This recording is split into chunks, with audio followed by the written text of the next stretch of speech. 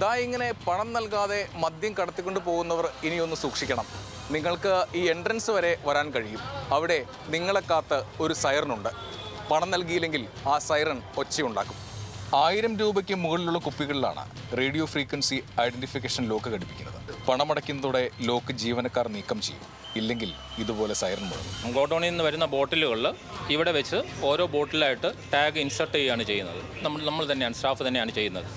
അത് ഇൻസർട്ട് ചെയ്ത ശേഷം നമ്മൾ ഒരു കസ്റ്റമർ വന്ന് ബില്ല് ചെയ്യുന്നതിന് വേണ്ടി ആ ബോട്ടിൽ കൊണ്ടുപോവുകയാണെങ്കിൽ അവിടെ വെച്ച് ടാഗ് റിമൂവ് ചെയ്യും. റിമൂവ് ചെയ്ത ശേഷം അവർക്ക് ബില്ല് ചെയ്ത് സാധനം കൈമാറും. ഇൻ കേസ് അവിടെ വരാണ്ട് ഈ ബോട്ടിലുമായി ഒരാൾ കടന്നു പോവുകയാണെങ്കിൽ നമുക്ക് TDS ഡിറ്റക്റ്റീവ് സിസ്റ്റം അലാറം പുറപ്പെടുവിക്കും. നമുക്കത് ഫൈൻഡ് ഔട്ട് ചെയ്യാൻ പറ്റും. കണക്കെടുത്താൽ മോഷണത്തിലൂടെ ബെവ്കോയ്ക്ക് അടുത്തൊരു നഷ്ടമായത് 4 ലക്ഷം രൂപയാണ്. നഷ്ടം ഒഴിവാക്കാനാണ് വിൽപ്പനയിൽ മുന്നിലുള്ള അടുത്തിടെ 60,000 രൂപയുടെ മദ്യം മോഷണം പോയ തിരുവനന്തപുരത്തെ പവർ ഹൗസ് ഔട്ട്ലെറ്റിലെ പരീക്ഷണം.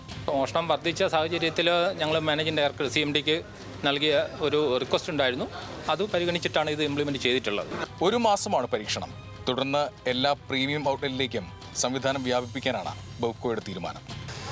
മദ്യപാനം ആരോഗ്യത്തിന് ഹാനികരമാണ്. എങ്കിലും വാങ്ങുന്നവർ ഇങ്ങനെ ബില്ലടച്ച് പണം കൊടുത്ത് ഈ ലോക്ക് അഴിച്ച് വേണം മദ്യം വാങ്ങാൻ.